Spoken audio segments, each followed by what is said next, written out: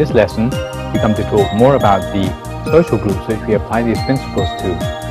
The Satya, the image of Lord Buddha, or the Vihara, are all assumed to be the center of Lord Buddha's immortal truth. We have equal chance of practicing and gaining the fruits of meditation. Take meditation if you want to maintain, put it into your daily schedule. Otherwise, it's very easy to find the excuse.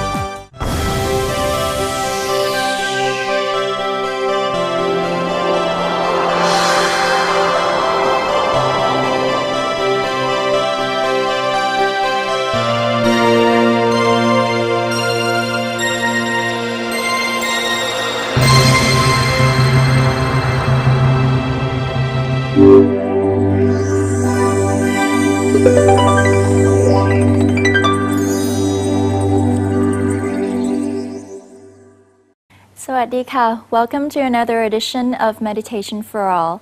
I am Sanan Pondotzan and I will be guiding you through the program. In the last episode of Meditation and Self-Development, Venerable Nicholas Thanissaro shared with us the 4 bases of sympathy, or emotional bank account, and the way to help us better communicate with others in order for us to make progress on our self-development. This time he will be talking about the 6 different kinds of social groups we must keep in mind to help us solve problems pervasive in the world today.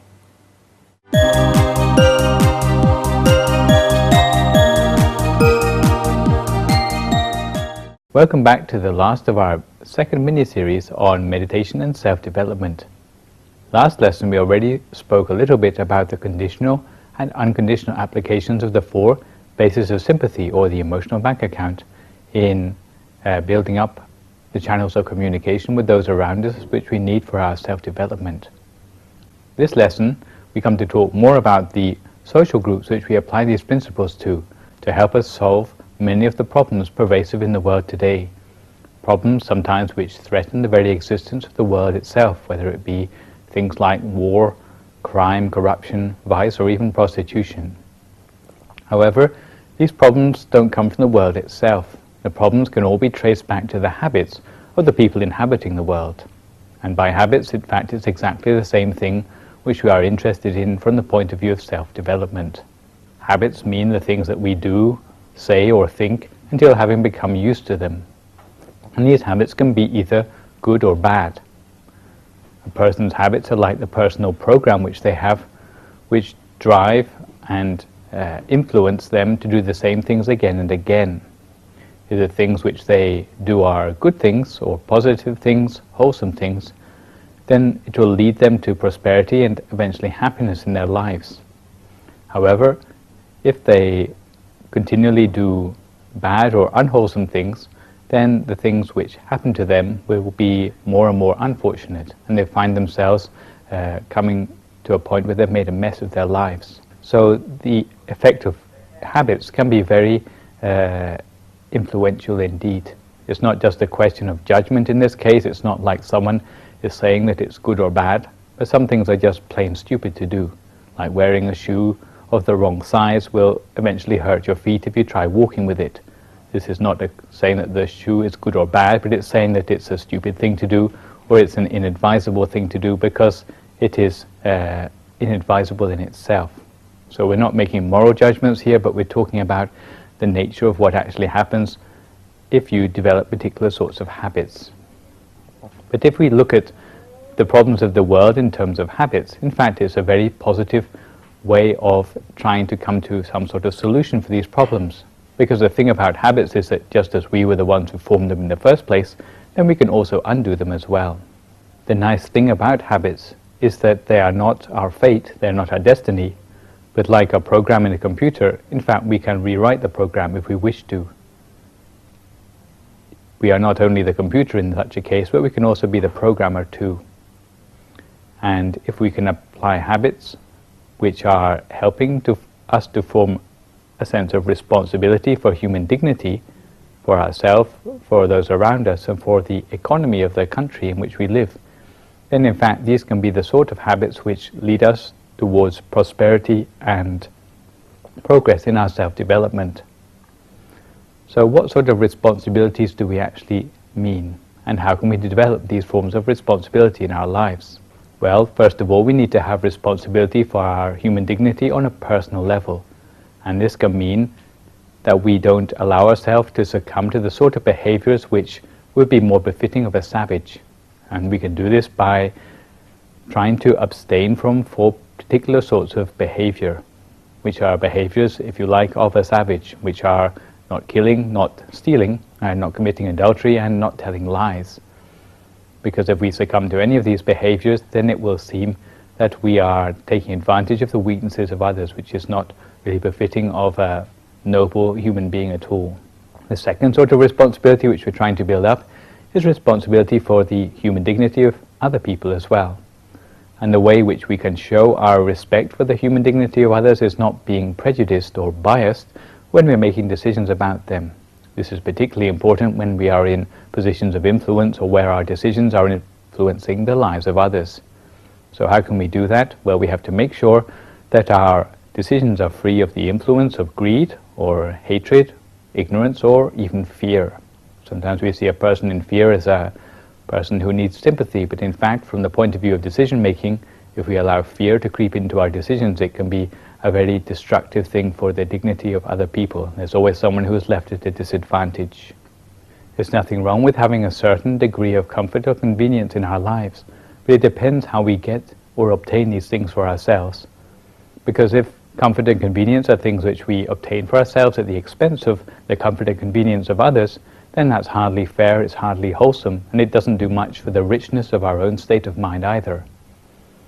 In such a case, it's said that we shouldn't be spending our own money or encouraging other people to spend their money on 6 particular forms of vice in our society. And by this we mean consuming alcohol or intoxicants, roaming the streets at unseemly hours, especially the sort of things which include nightclubs or prostitution, addiction to entertainment, gambling, bad company, and also laziness.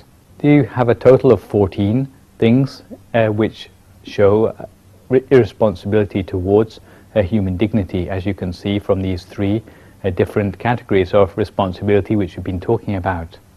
And if we want to overcome these shortcomings in our habits, the shortcomings in the irresponsibility of our habits, then we have to look at what sort of solutions we can bring to bear to overcome these.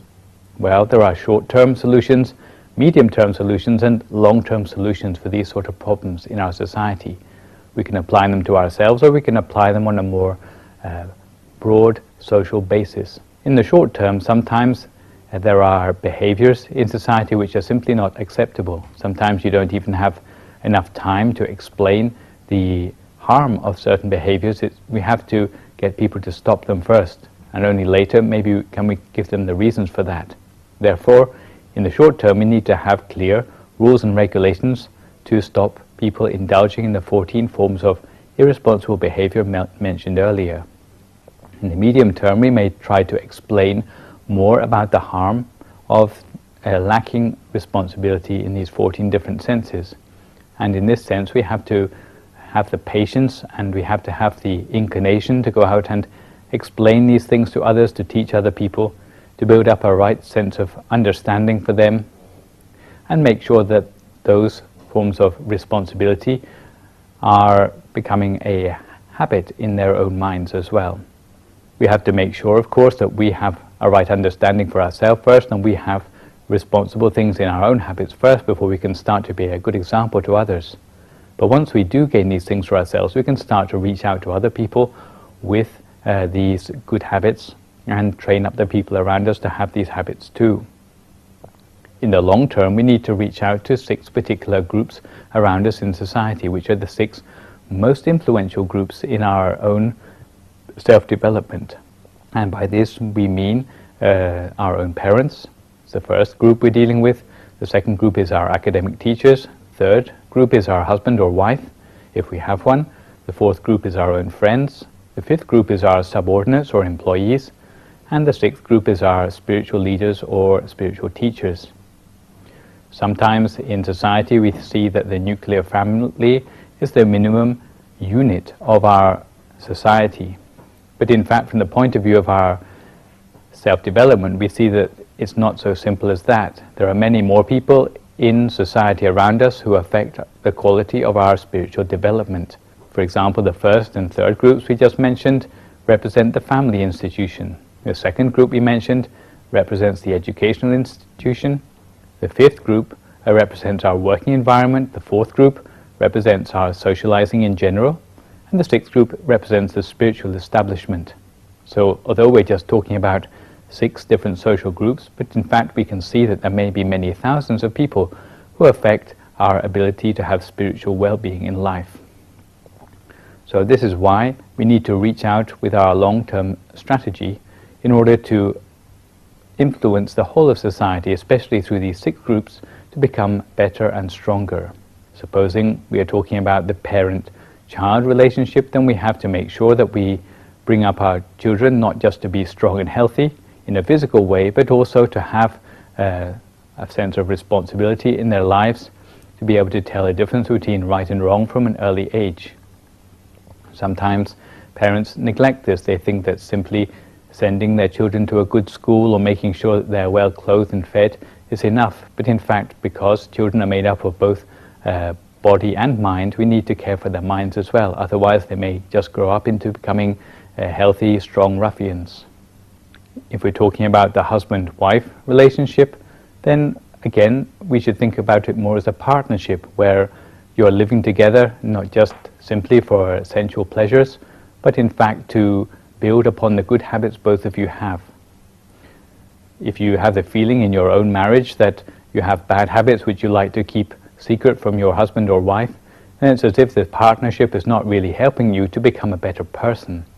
Really, it should be more a partnership where you are sharing the virtues which you have between husband and wife, so that you can complement one another and you can improve both of you as a person, so that your spiritual development is enhanced by the fact that you are married. This would be a more sensible reason to become married than simply because of attraction by their appearance. And in the workplace, instead of it just being a place where we earn our wages, we can see it more as a place where we are training ourselves in the habits of responsibility and altruism, which are going to add to our ability for self-development. Sometimes in the workplace it's simply a question of one side taking advantage of another, where the unions are trying to take advantage of the employers and vice versa, so that they can get the most work done for the minimum of wages. But in fact, if we see the workplace more as a place where we are showing off our craftsmanship and we are developing ourselves in spiritual matters, then we can see that the whole issue of the workplace can be a much more fruitful place for working in a spiritual dimension. And last but not least, the first priority of our spiritual leaders is to accrue good habits for themselves first of all, and also to have the inclination to teach for the benefit of others. If spiritual leaders are not teaching for the benefit of others, sometimes it's as if they are neglecting their duties, because our society is very much lacking in spiritual wisdom, and this has to come from those who have more chance to study it. So the important conclusion which we get from this 3-stage process of acquiring responsibility in our habits is that we shouldn't go finding fault with other people. We've got to look at ourselves first. We have to see whether we are responsible persons ourselves first before we start to find fault with others. We should try to develop ourselves as far as possible using spiritual teachings which we know. And if we examine ourselves in this way regularly, we'll see that we all still have a long way to go. Once we start to perfect ourselves more, then we will have more ability to reach out to others with the virtues which we have, so that we can encourage others around us to be interested in self-development too. If we can do this, especially in the 6 groups we have talked about, which are our 6 directions, then we will find that society does become a much stronger and more stable place, and a place which is a pleasure to grow up in, a pleasure to work in, and a pleasure to lead our lives in. All of these things, of course, affect the richness of the mind which we bring with us to our meditation. If we are those who are versed in enlightened living, then when we come to meditate, we will find that we are able to make progress without end. So during the coming week, why not try observing how you treat your 6 social groups in your nearest and dearest, and you'll find that if you are dealing with these in the proper way, then your own ability for responsibility will be enhanced a great deal.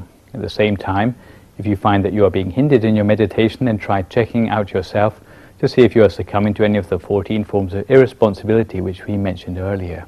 If you find you still have doubts about your own progress, or if you have doubts about some of the spiritual lifestyle which goes with meditation, then do feel free to get in contact with the Meditation for All program with any queries which you may have.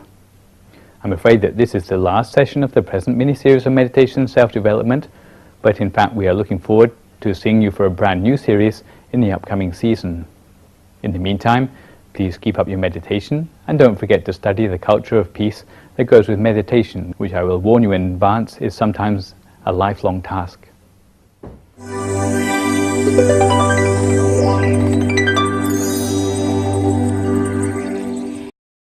You may have wondered why, in some Buddhist ceremonies, people walk in a clockwise direction around a satya, vihara, or other important monument or figure.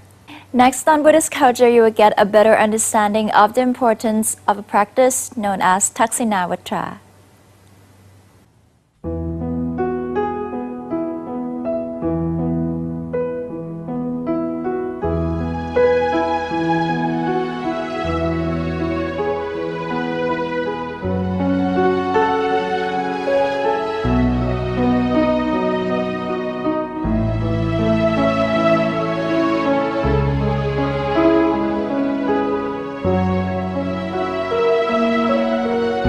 It is proper to pay respect using the right hand side.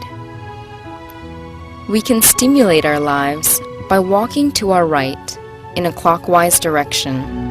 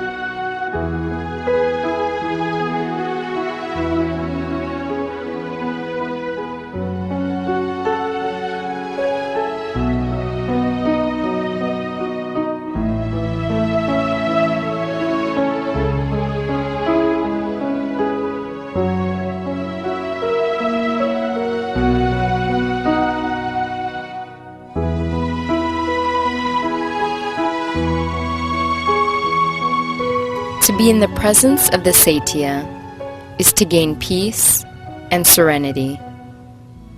The Satya, the image of Lord Buddha, or the Vihara, are all assumed to be the center of Lord Buddha's immortal truth.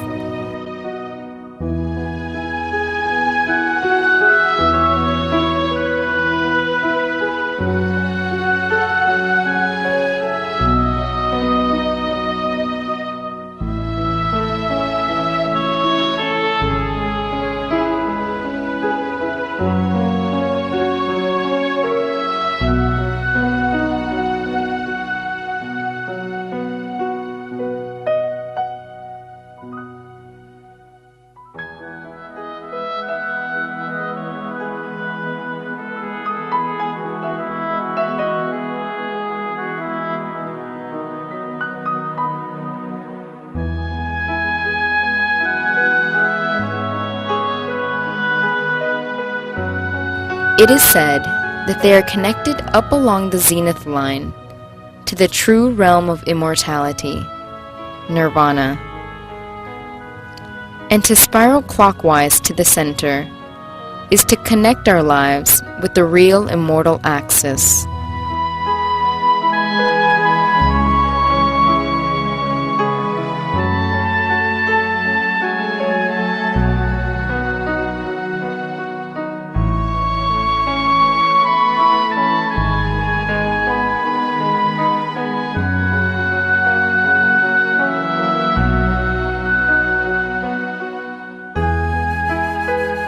To perform the Taksinavatra, is to walk clockwise around the axis of truth. And the Dakshinawatra is a respectful manner of paying homage to the Lord Buddha and his ultimate truth. Yes, it is to walk peacefully, first by the right foot, with the right arm alongside the axis, the Satya or Vihara.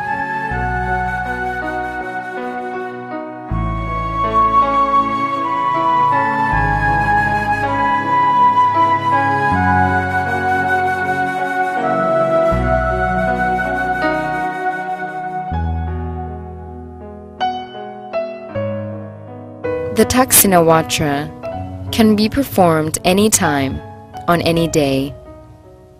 The objective is to gain peace. A person should chant while walking around with both hands clasped together at chest level, as though the hands are a lotus bud, or as if the person is holding a lotus in both hands. But in the evening, it is better to hold a lit candle while walking around and chanting.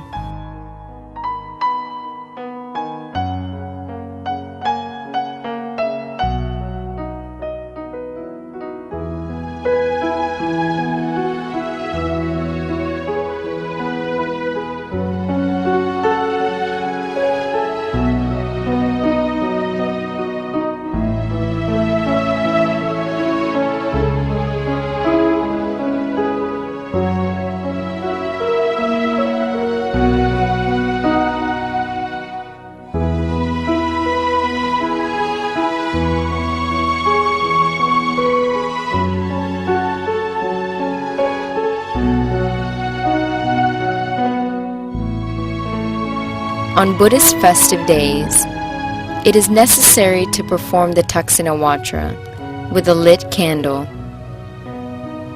On Visakha Day, the day that the Lord Buddha first turned his wheel of Dharma, or the Absolute Truth, Buddhists pay homage to him by performing the Dakshinawatra with a lit candle.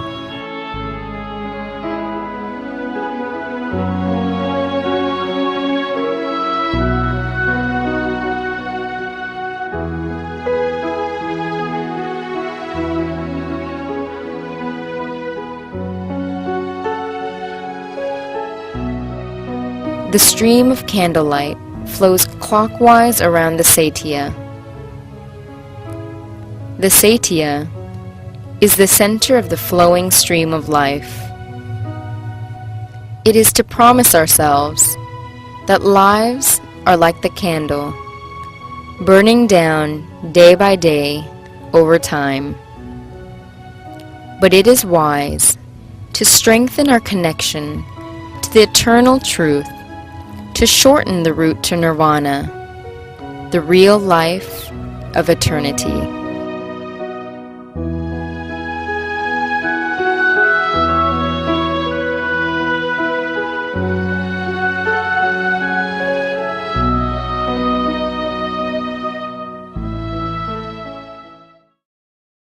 It is now time for us to close our eyes, relax, and let Venerable Biya Silo take us to the horizon of life.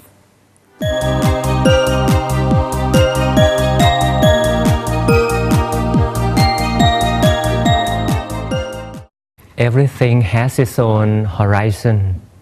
Wherever we are always in the center of our own horizon. Have you ever noticed this? Wherever, whoever we are, we have our own, and we are in the center of our own horizon. Congratulations, ladies and gentlemen. This is session 10 of part 2.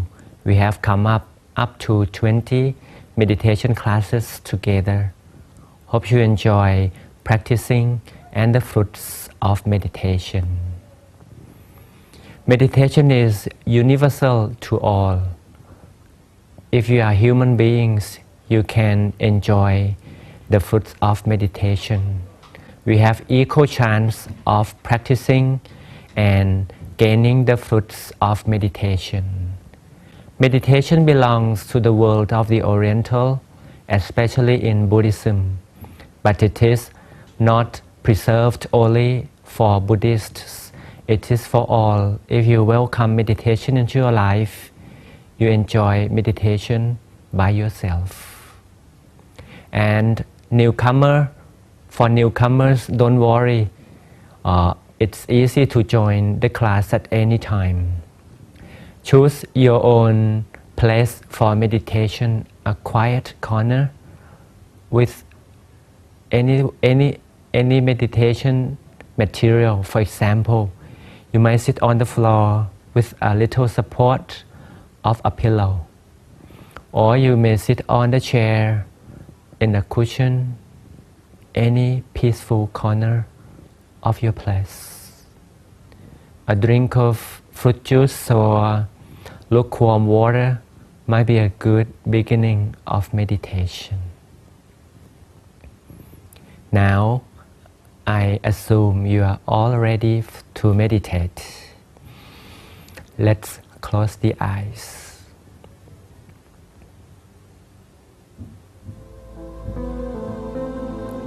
Allow the eyelids close slowly and softly. Don't press them tight, otherwise we'll get serious all around the face. Let relaxation expand from the face area to other parts, down, to other parts of the physical body. Let loose all the muscles, all the nerves, everything belonging to the physical body. It is like we are soaked up with a stream of relaxation. A stream of relaxation covers the entire body.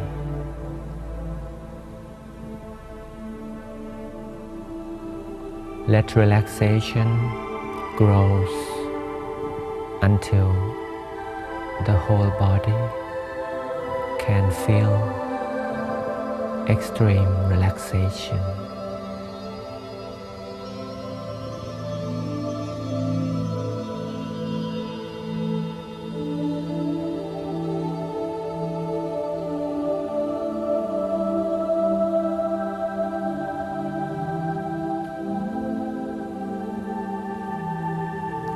And we start to remind ourselves of the turning point. The turning point can be confirmed again and again by taking a good deep breath. Let's try. The turning point is in the center of the abdomen, where the in-breath that passes below the lungs starts to turn to become the out-breath. It's easy, just follow our deep breath, and the mind will focus at the turning point of the in-breath. This can be called the station of peace. We can call the turning point as station of peace because whenever our mind focuses here, we gain peace. Peace occurs and increases right over here at this station.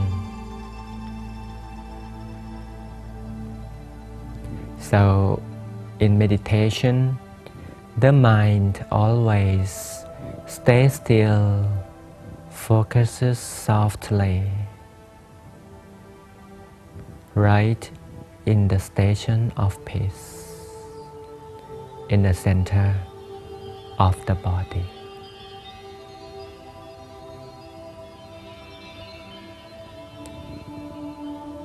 Allow each minute pass by when the mind focuses gently over here.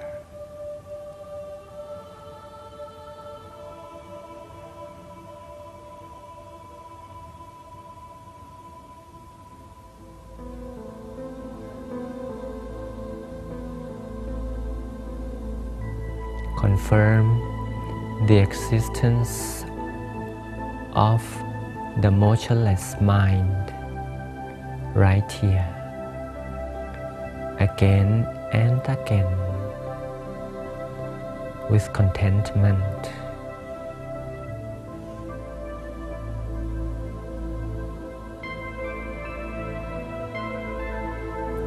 Imagine we are in the middle of our own horizon. Horizon could be defined as a circle, very big, stretching to all directions, 180 degrees all around. The far end of the horizon is the horizon of the sky. Now we are enjoying the sky of contentment. As long as the mind is in the center of the body, we enjoy the sky of contentment. Stay as if we are the center of the sky, of the horizon of contentment.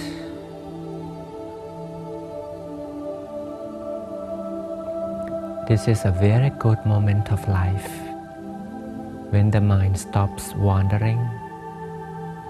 The mind learns to be motionless,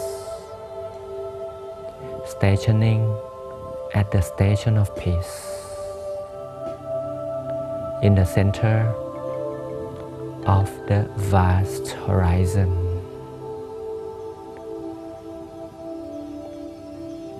Each second is peaceful, and we enjoy this peaceful moment, no matter how long it will take. We enjoy, we are contented. We love this moment when we are at peace.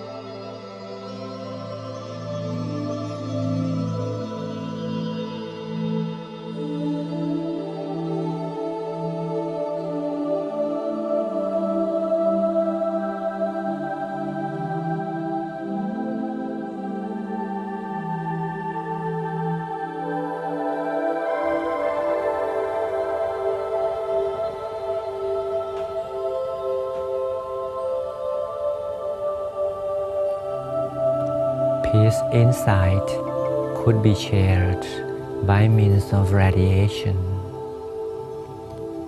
The radiation of peace originates from a tiny spot in the station of peace inside. In the center of the abdomen, right at the turning point, a tiny spot could expand in diameter. It is like the manner of the bubble that grows bigger and bigger. Let the bubble from the center expand outwards in all directions, expanding, growing bigger and bigger until it covers our own body that is sitting in meditation. Let the process of expansion continue endlessly. The sphere is bigger, attaching loving kindness with it. Love, peace, loving kindness is going everywhere, attached with the expanding bubble of peace, until we fill up the whole sky, the entire horizon with peace. We share peace. This is inner peace that we share. We share peace. Peace prevails everywhere in the sky of contentment, in the area of our own horizon, everywhere. Peace prevails everywhere.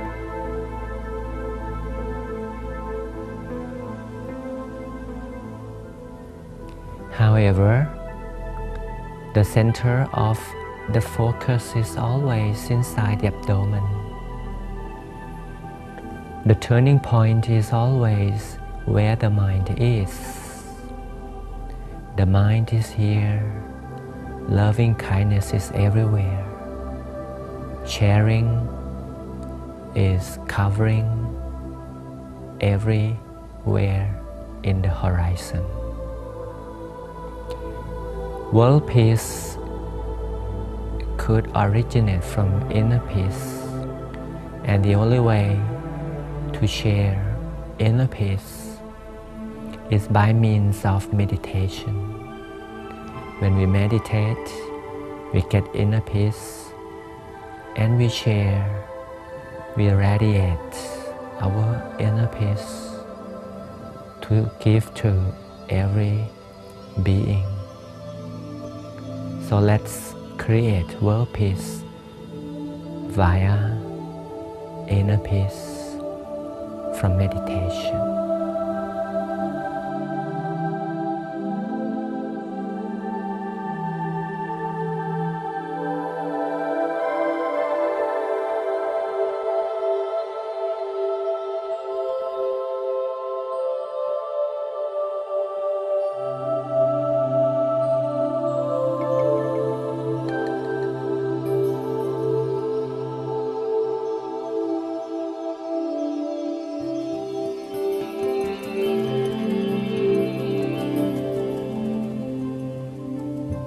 Even though time is up, we focus always in the center of the body. And if we are ready, we slowly open up the eyes and enjoy peace everywhere. I would like to say congratulations again, ladies and gentlemen.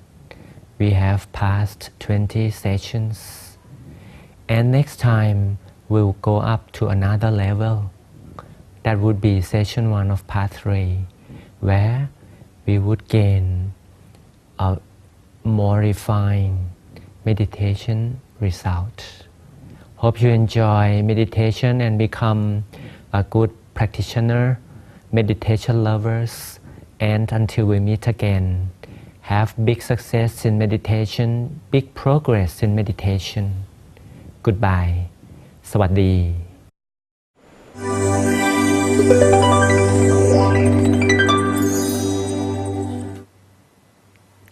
Next, in the interview, you will meet one of our distinguished guests, Mr. Manfred Kramer, who is originally from Germany but is now making a living here in Thailand.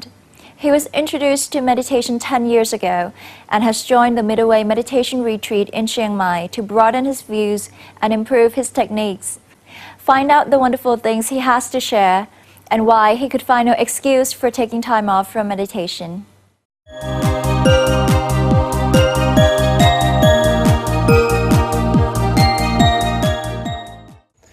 Sawasdee krap.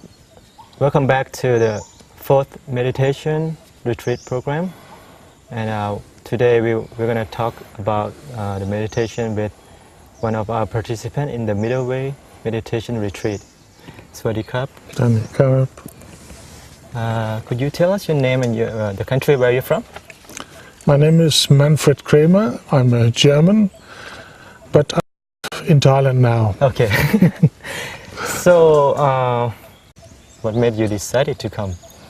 Because we did one course already 10 years ago in Chiang Mai meditation, and I wanted to refresh. And actually, I'm doing meditation already for the last 10 months. So I want to get more on the, how can I say, theoretical side and learn more to be successful. Yes. And this, did you get to learn more about it? Yes, definitely. Yeah. What did you learn out of this program? No, so especially on the technique. Technique? Definitely, you have to explain properly before. I just, from the translations I made for the Meditation for All program, learn and then start by myself. But I think it's better to learn the technique professionally. So you think meditation just is universal? Anyone can, you agree with that? Anyone can do it? Yes. I think anybody can do it. Don't have to be a Buddhist, but it's interesting to learn also the background of meditation, where it comes from. Yes. And I think it's the right way to spread it to more and more people, because in the society, people nowadays have a lot of problems. And how long have you been practicing meditation? Over 10 months now. Over 10 months. And have you ever come to like the atmosphere around, the things like this, you know? Not really. I must say some light sometimes, but not really what you expect to see when you come to the real point. Perhaps I was doing the wrong way, not the real technique. Yes. And I think it takes time. I was told that it can take time. And do you think it's going to help you in the daily life? I think you are cooling down. I can be a type like get, how can I say, excited very quickly, but also very forget about it. But I think you will get cooler, calmer to meditation. Are you like what's your personality? Are you like, you know? Oh, very gentle, but I can get very excited and for something, but also forget about it immediately again. But I think this meditation is make you calmer in total. So, and I think this is what a lot of people are looking for. That I'm not having stress anymore like to the job, because I'm in early retirement, so I can take it very easy. But when you're in the jobs nowadays, it's a lot of stress. Right. Not just work. It is the kind of thing that comes that unexpected. Yeah, and then the pressure from the companies. Not right. That I think, and that's the main reason why people need something like that. And talking about the world peace, you know, how do you think that meditation can help created Oh, the this is concept of world very peace? difficult. If meditation spreads out all over the world, it will help. But that is something that takes a long time. Right. Because we talk about world peace, but there's continuously war, not in one, but maybe in 10, 15, 20 places. Right. Not a big war in a sense of First and Second World War, but a lot of small wars.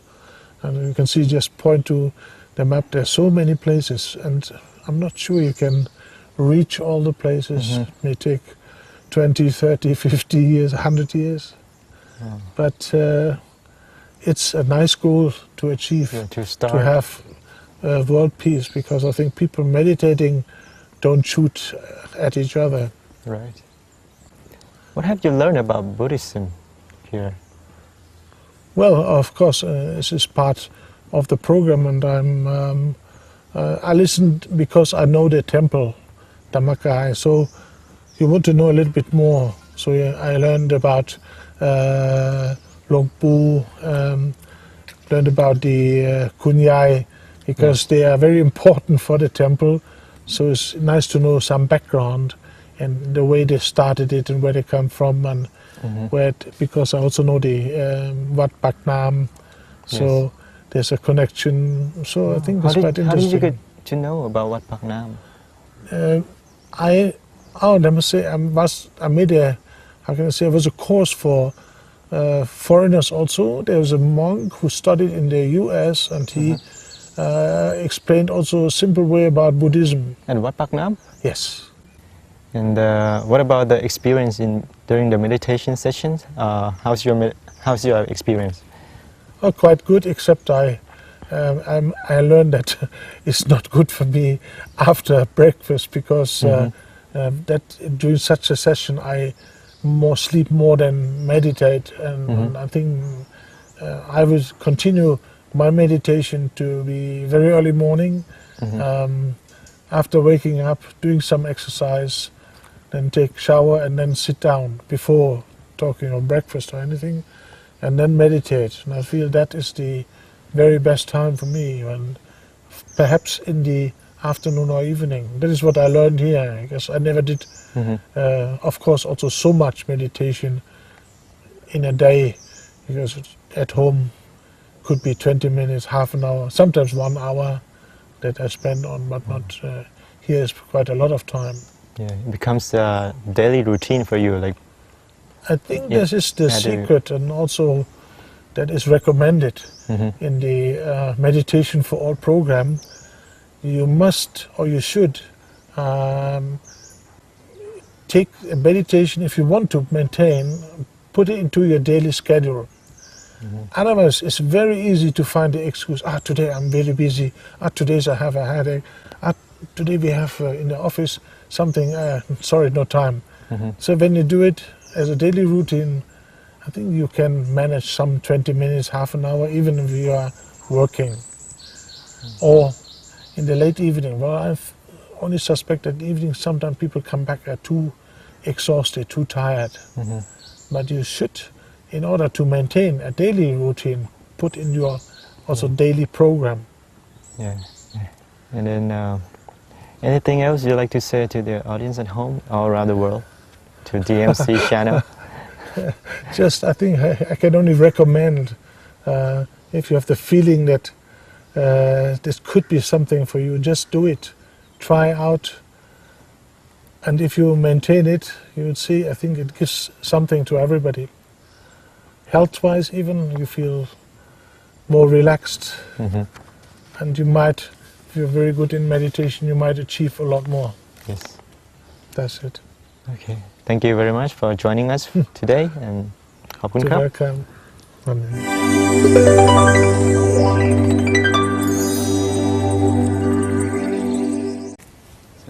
Sawadika.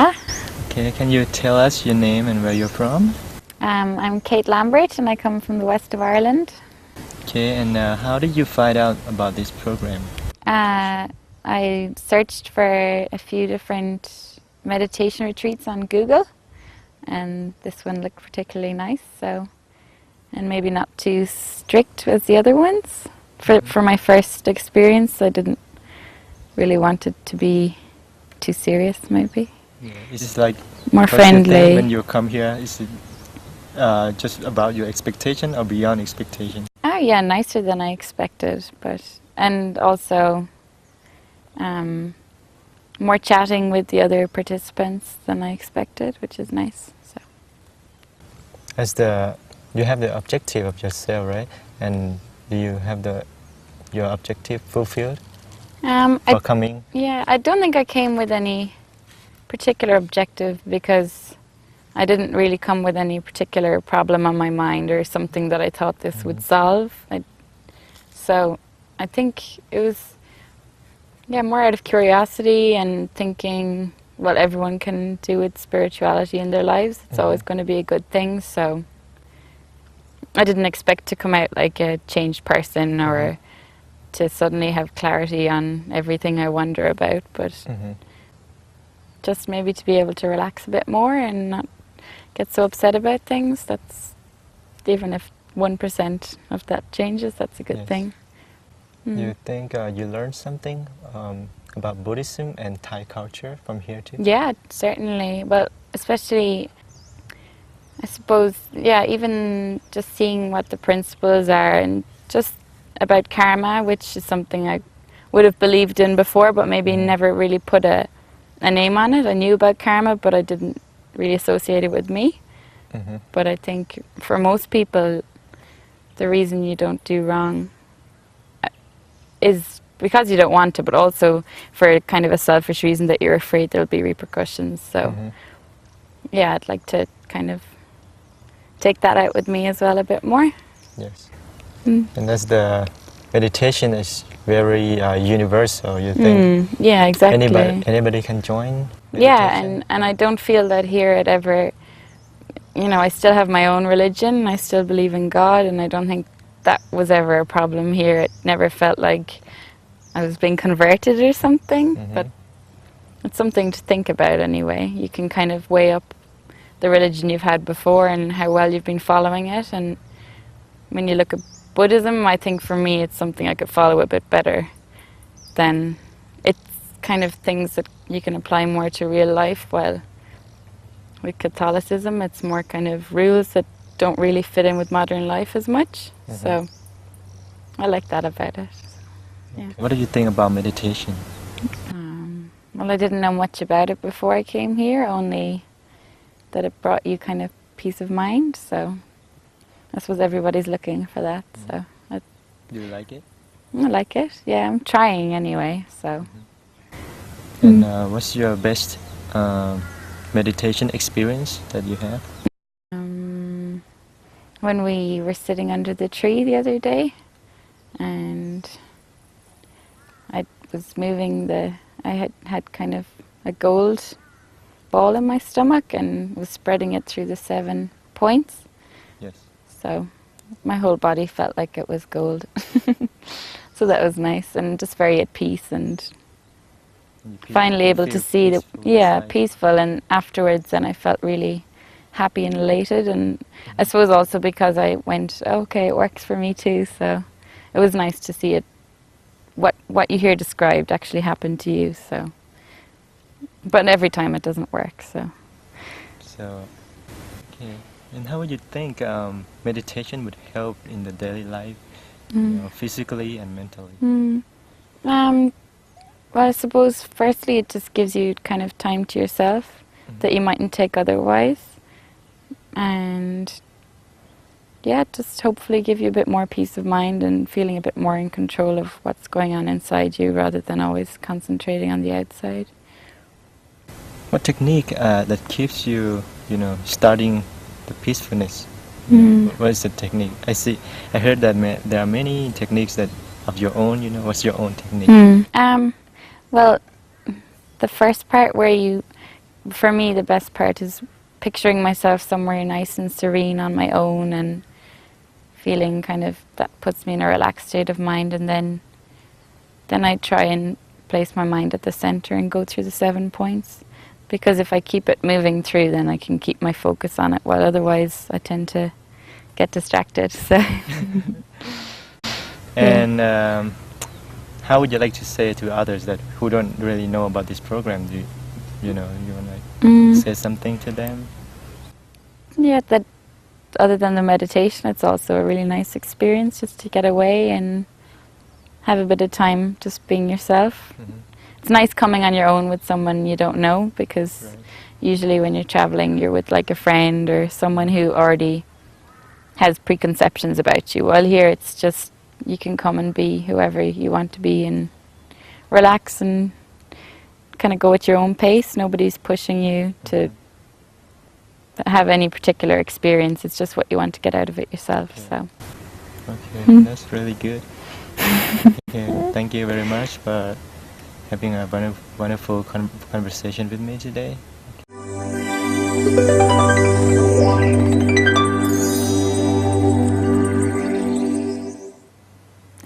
I hope you have enjoyed this edition of Meditation for All. Your comments and questions are always welcomed, and they can be sent to meditationforall@yahoo.com. Till we meet next time, keep up your meditation. สวัสดีค่ะ